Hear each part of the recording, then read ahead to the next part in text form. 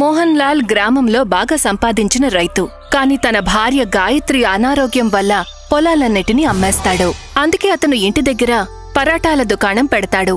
కొద్ది కాలంలోనే అతని రుచికరమైన పరాటాలు చుట్టుపక్కల వాళ్లను బాగా ఆకర్షిస్తుంది. సుమిత్ర రాజుల స్కూల్ దగ్గర ఒక పిజ్జా దుకాణం తెరుస్తారు. దాని ప్రచారం రేడియో, న్యూస్ పేపర్ ఇంకా ఆటోల మీద పోస్టర్లను అతికించి ప్రచారం చేయబడుతుంది.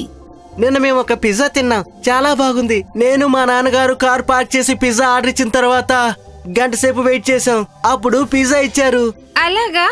ఆ పిజ్జా అంత బాగుందా రాజు? లేకపోతే మరేంటి, మిమ్మల్ని అయితే అసలు గాడ్ లోపలికే రానివుడు. ఎందుకని రానివుడు? ఎందుకంటే అదేమీ మీ నాన్న పెట్టిన ఫుట్పాత్ బండి లాంటిదేమీ కాదులే. ఎవరు పడితే వాళ్ళు వెళ్లి రావడానికి. ఆ దుకాణానికి కూడా ఒక స్టేటస్ ఉంది. పెద్ద పెద్ద వాళ్ళు తమ కారులో వచ్చి అక్కడ తిని వెళ్తారు. అప్పుడే వాళ్ళకి పిజ్జా ఇస్తారు తినడానికి. అర్థమైందా? రాకీ మాటల్ని విని అందరూ ఒక్కసారిగా నవ్వుతారు. సుమిత్రకి తను అన్న మాటలు అస్సలు నచ్చలేదు. రాజు స్కూల్ నుంచి ఇంటికి వెళ్లేటప్పుడు పిజ్జా దుకాణం దగ్గర జనాలు గుమ్మికూడి ఉండడం చూసి ఆగుతాడు. సుమిత్ర తనకి నచ్చచెప్పి ఇంటికి తీసుకువెళ్తుంది.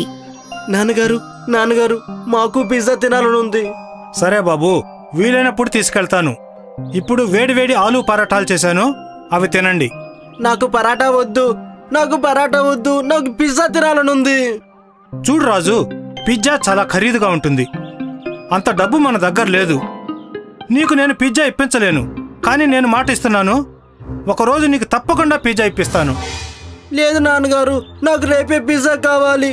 నాకు పిజ్జా ఇప్పించకపోతే నేను ఏమీ తిన్ను. రాజు, మొండికేయద్దు. నాన్నగారు చెప్తున్నారు కదా, ఒకరోజు మనకి పిజ్జా ఇప్పించడానికి తీసుకెళ్తాను అని. లేదక్క, నాకు రేపే పిజ్జా కావాలి. రాకీ అన్నయ్య స్కూల్లో చెప్పాడు కదా పిజ్జా ఎంతో టేస్టీగా ఉంటుందని. చూడు రాజు, తను ఒక డాక్టర్ కొడుకు. వాళ్ళ దగ్గర బోలెడని డబ్బులుంటాయి. పద, ఇక పరాటా తిను. పరాటాలు తిని పిల్లలు నిద్రపోతారు. కాని మోహన్ లాల్ కి మాత్రం కొంచెం కూడా నిద్ర పట్టదు. తన పేదరికాన్ని దూషిస్తూ ఉంటాడు. తన పిల్లల కోరికలను తీర్చలేని నిస్సహాయుడునైపోయాను అని చాలా బాధపడతాడు. అతని కళ్లల్లో నీళ్లు తిరుగుతాయి. అలా ఆలోచిస్తూ కాసేపటికి నిద్రపోతాడు. మర్నాడు ఉదయం పిల్లలు స్కూలుకు వెళ్తారు. అప్పుడు కూడా క్లాసులో అందరూ పిజ్జా గురించే మాట్లాడుకుంటూ ఉంటారు. ఫ్రెండ్స్, రేపు నా పుట్టినరోజు. రేపు నా తరపున మీ అందరికీ సాయంత్రం పిజ్జా పార్టీ ఇస్తున్నాను. రేపు సండే కదా, మన స్కూల్ కి సెలవు కూడా ఉంటుంది. రేపు సాయంత్రం మీరందరూ మంచి మంచి బట్టలు వేసుకొని మా ఇంటికి వచ్చేసేయండి, ఓకేనా? అన్నా, మేం కూడా వస్తాం. నువ్వు మాకు చెప్పలేదే? లేదు, మీరు అక్కడికి రాకూడదు. అక్కడికి అందరూ గొప్ప గొప్ప వాళ్ళు వస్తారు. స్టేటస్ ఉన్న వాళ్ళు మాత్రమే వస్తారు. నువ్వు వెళ్ళి పరాటాలు తిను. పద రాజు, వీళ్ళ పిజ్జా కంటే మన పరాటాలు చాలా రుచికరంగా ఉంటాయి. వెళ్ళు. కోతికేం తెలుస్తుంది అసలైన రుచి అంటే ఎలా ఉంటుందని?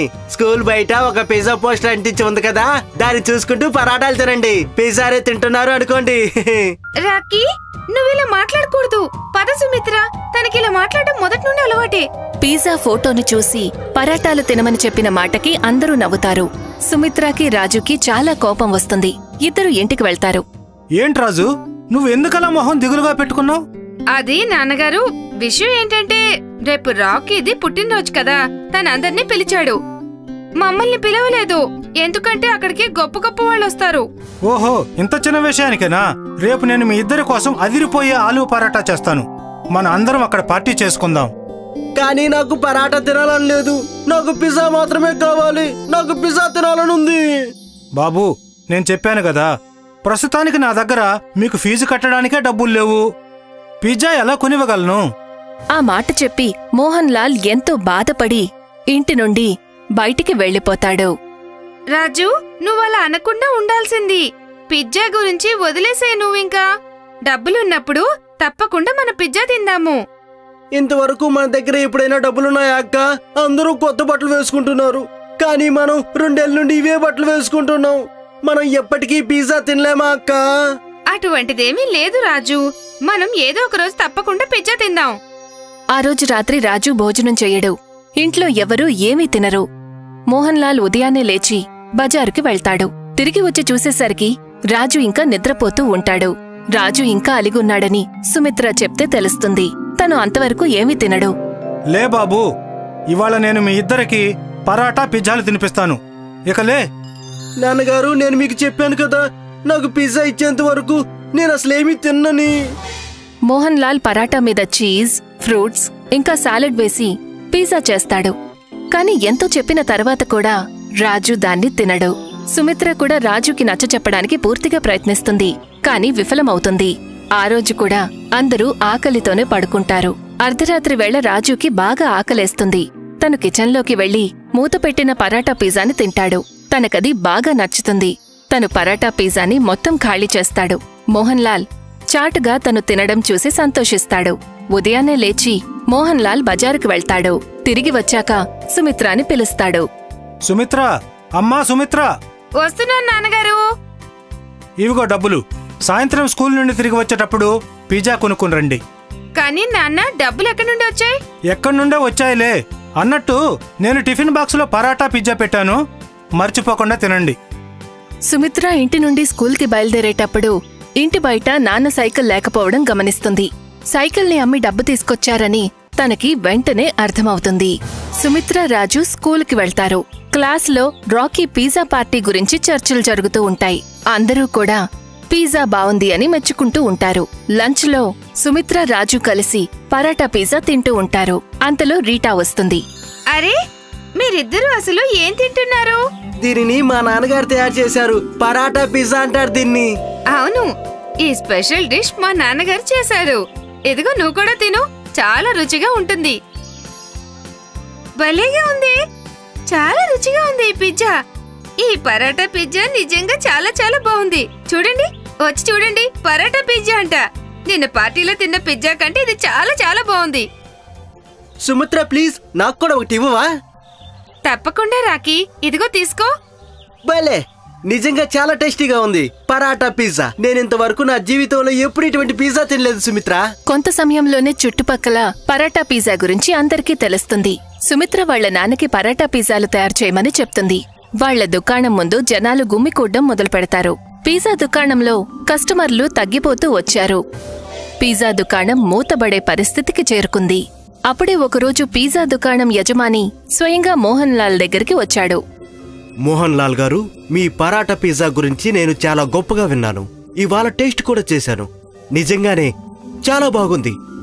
మీ చేతుల్లో ఏదో మాయ దాగుందండి. ధన్యవాదములు. మనిద్దరం కలిసి పనిచేస్తే ఎలా ఉంటుంది? మీరు నా దుకాణాన్ని ఉపయోగించుకోండి. నేను ఫండింగ్ ఇంకా మార్కెటింగ్ చూసుకుంటాను. వచ్చిన ప్రాఫిట్ని మనం సగం సగం పంచుకుందాం. మోహన్ లాల్కి ఆ ప్రపోజల్ నచ్చుతుంది. వాళ్ళిద్దరూ కలిసి పనిచేస్తారు. పరాటా పిజ్జా టేస్ట్ అలాగే మంచి మార్కెటింగ్ వల్ల త్వరలోనే వాళ్ల దుకాణం ఎన్నో చోట్ల తెరవబడుతుంది. ఇప్పుడు మోహన్ లాల్ సేటు మోహన్ లాల్ గా మారిపోయాడు. అతను నగరంలో ఒక పెద్ద ఇల్లు కొనుక్కుంటాడు.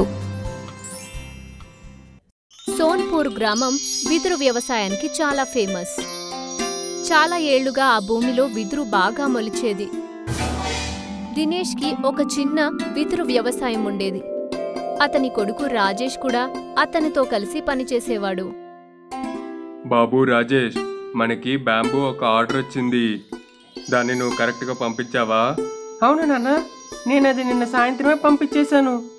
వాళ్ళకి సమయానికల్లా ఆర్డర్ చేరుకుంటే మనకి ఈరోజు సాయంత్రం కల్లా డబ్బులు వచ్చేస్తాయి నాన్న. సాయంత్రం అవ్వగానే దినేష్ వాళ్ళ ఇంటి ముందు ఒక వెదురు ట్రక్ నిల్చుంటుంది. అరే, ఈ ట్రక్ ఎందుకు తిరిగి వచ్చింది? ఇది బ్యాంబూని అప్పజెప్పి డబ్బులు తీసుకురావాలి కదా. దినేష్ వాళ్ళ అబ్బాయి రాజేష్ని పిలిచారు. రాజేష్ ఇంటి నుండి బయటికొచ్చాడు. కానీ చూడ్డానికి చాలా బాధపడుతున్నట్టుంది. రాజేష్, ఇటు చూడు, ఈ ట్రక్ తిరిగి వచ్చేసింది. హా నాన్న, నాకు తెలుసు. నాకు సిటీలో ఉన్న మన బ్యాంబూ కొనే వాళ్ళ దగ్గర ఫోన్ వచ్చింది. వాళ్ళకి మనకంటే తక్కువ ధరలో బ్యాంబూ దొరుకుతుందంట. అందుకే వాళ్ళు మన దగ్గర బ్యాంబూ కొనరంట. అరే, వాళ్ళు ఏది చెప్పకుండా అలా ఎలా చేస్తారా? మనకి డబ్బులు ఎంత అవసరం కదా. ఇప్పుడు ఈ బ్యాంబూస్ అన్నిటినీ ఏం చేస్తాం మనం? నువ్వు వాళ్ళకి చెప్పు, మనం బ్యాంబూ తక్కువ రేటుగా ఇస్తామని. అయ్యో నాన్న, నేను వాళ్ళతో మాట్లాడాను. కానీ వాళ్ళు ఇప్పుడు ఏ విధంగా మన యొక్క బ్యాంబూని తీసుకోవడానికి సిద్ధంగా లేరు. నేను వాళ్ళకి ఇలా కూడా చెప్పాను నాన్న, తక్కువ ధరకే బ్యాంబూని ఇస్తామని కూడా. అయినా కూడా వాళ్ళు ఒప్పుకోలా. రాజేష్ ఇంకా దినేష్ ఇద్దరూ ఈ ఆర్డర్ నుండి చాలా ఎదురుచూశారు. ఎందుకంటే కొద్ది రోజుల నుంచే వాళ్ళ బిజినెస్ చాలా లాస్లో వెళ్తూ ఉండేది. ఇప్పుడు ఇంత పెద్ద ఆర్డర్ రిటర్న్ అవడం వల్ల వాళ్ళకి వాళ్ళ ఫ్యూచర్ చాలా భయమేస్తూ వచ్చింది. ఒకరోజు రాజేష్ వాళ్ళ నాన్న దినేష్ దగ్గరికెళ్ళి ఇలా చెప్తూ ఉంటారు. అయ్యో నాన్న, మీరు అస్సలు బాధపడకండి. నేను ఆలోచించేసా, మనం ఇప్పుడు ఇంత బ్యాంబూని ఏం చేద్దామో అని. ఏం చేద్దామని నాన్న? నాకు ఎలాంటి ఆలోచన కూడా తట్టట్లేదు. నేను నాకు తెలిసిన మిత్రుల దగ్గర సహాయం కోసం ట్రై చేశాను, కానీ ఎవరు మనకి సహాయం చేస్తానికి సిద్ధంగా లేరు. ఇప్పుడు అందరి పరిస్థితి బాలేదు. మార్కెట్లో కూడా బాంబు యొక్క ధర తగ్గిపోతుంది. నాన్న, నేను అదే ఆలోచించాను, మనం ఇప్పుడు బాంబు యొక్క వ్యాపారం చెయ్యొద్దని. అరే నాన్న, మనకి వేరే దారుందేంటి? మనం ఇంకేం చేయగలం? అంటే నాన్న, మనం పిజ్జా చేద్దాము. ఏంటి, పిజ్జానా? అదెట్లా? నాన్న, సిటీలో ఉన్న నా ఫ్రెండ్ నుండి ఫోన్ వచ్చింది. వాడికి మన పరిస్థితి చెప్పాను. వాడు నాకు బ్రహ్మాండమైన ఐడియా ఇచ్చాడు. సిటీలో పిజ్జా క్రేజ్ ఎక్కువ, విధమైన పిజ్జా దొరుకుద్ది. అందులో ఒక స్పెషల్ పిజ్జా ఉంది, అదే బాంబూ పిజ్జా. అది బాంబూ లోపల నుంచి తీసి పిజ్జా తయారు చేస్తారు. మనం కూడా బాంబూ పిజ్జాని చేద్దాం నాన్న. అరే నాన్న, కాకపోతే మనకి ఈ విషయం మీద అసలు ఏం తెలియదుగా. నాన్న, మీరు చింతించకండి, నా మిత్రుడు చెప్పాడు, వాడు నాకు సహాయం చేస్తాడని. రాజేష్ దినేష్తో కలిసి బాంబూ పిజ్జాకు కావలసిన ఏర్పాట్లని చేశాడు. తర్వాత కొద్ది రోజుల్లోనే అతను వెదురుతో పిజ్జా చేయడం నేర్చుకున్నాడు. ఆ తర్వాత ఒక షాప్ ఓపెన్ చేయాలని రాజేష్ నిర్ణయించుకుంటాడు. తర్వాత రాజేష్ దినేష్ ఇద్దరూ వెదురుతోనే పిజ్జా షాప్ని ఏర్పాటు చేస్తారు. తర్వాత ఆ హోటల్ కోసం తలుపులు, చైర్లు, విండోసు ఇలా అన్ని వెదురుతోనే చేయబడింది. హోటల్ ప్రారంభించిన మొదట్లో ఎవరూ రాలేదు. కానీ ఒకరోజు 2 కాలేజ్ స్టూడెంట్స్ వాళ్ళ షాప్కొస్తారు. అరే మామ సురేష్, ఇది చూడరు ఎంత బాగుందో హోటల్, మొత్తం బ్యాంబూతో చేశారు. ఇక్కడ రాశారు వీళ్ళ స్పెషాలిటీ బాంబూ పిజ్జానంట్రా. సరే పదరా లోపలికి, మనం కూడా వెళ్ళి బాంబూ పిజ్జాని ట్రై చేద్దాము. నేను ఆర్డర్ పెడతాను రా. సురేష్ ఇంకా వివేక్ 2 బాంబూ పిజ్జాని ఆర్డర్ చేశారు. అరే వివేక్, ఇక్కడ మొత్తం చూసావరా నువ్వు? అసలు అన్ని వస్తువుల్ని కూడా బాంబూతోనే సిద్ధం చేశారు. అది అటు చూడ, బాంబూ స్టూల్ ఎంత బాగుందో కదా. ఈ రోజులు ఎక్కడ చూసినా ప్లాస్టిక్, కానీ ఇది మొత్తం ఈకో ఫ్రెండ్లీ హోటల్ కదా. ఈ విధంగా మనం అందరం ఈకో ఫ్రెండ్లీ వస్తువుల్ని వాడటం ప్రారంభించాలి. నేను వెళ్ళి హోటల్ ఓనర్తో మాట్లాడతాను, ఆయనకి అసలు ఇలాంటి ఐడియా ఎలా వచ్చిందని. వివేక్ ఇంకా సురేష్ దినేష్ ని పిలిచి దీని గురించి విచారించారు. మీ హోటల్ నిజంగానే బాగుంది, మీకు ఈ ఐడియా ఎలా వచ్చింది అసలు? దినేష్ ఆ 2 అబ్బాయిలకి అతని మొత్తం కథ చెప్పారు. దినేష్ ఇంకా వివేక్ కి వాళ్ళొక ఇన్స్పిరేషన్ స్టోరీ చాలా బాగా నచ్చింది. ఏంటి, మీ యొక్క బిజినెస్ మంచిగానే వెళ్తుంది కదా, మీరు అన్ని బానే ఉంది కదా? చూడండి, అంటే ఇప్పుడు మేము అంత మంచిగానే వెళ్ళటం లేదు, కానీ నేను ఇంకా నా సాయశక్తిలో ప్రయత్నించి మంచిగా డెవలప్ చేస్తాను. మీరు చాలా డిఫరెంట్గా ఉన్నారు. మీరు ఖచ్చితంగా లాభాల బాట పడతారు. మేము మీకు సహాయం చేయాలనుకుంటున్నాము. మాకొక యూట్యూబ్ ఛానల్ ఉంది, అందుట్లో మేము కొత్త విషయాలని వేస్తాము. మీరు పర్మిషన్ ఇస్తే మీ యొక్క హోటల్ గురించి మా యొక్క యూట్యూబ్ ఛానల్లో పూర్తిగా వివరించి వేస్తాము. అలాగే ఇన్స్టాగ్రామ్లో కూడా. ఈ విధంగా ఇంకొంతమంది జనాలకి, అలాగే కాలేజ్ స్టూడెంట్స్కి మీ యొక్క హోటల్ గురించి బాగా తెలుస్తుంది. అలాగే మీరు ఫేమస్ అవుతారు. సురేష్ ఇంకా వివేక్ ఆ బాంబూ పిజ్జాని తిన్నారు.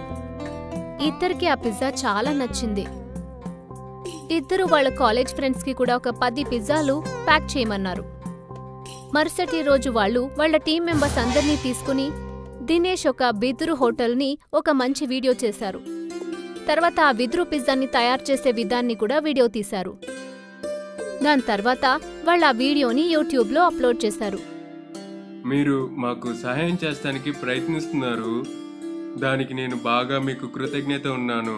అయ్యో లేదు అంకుల్, ఇలాంటి విషయాల్ని ప్రమోట్ చేస్తామే మా బాధ్యత.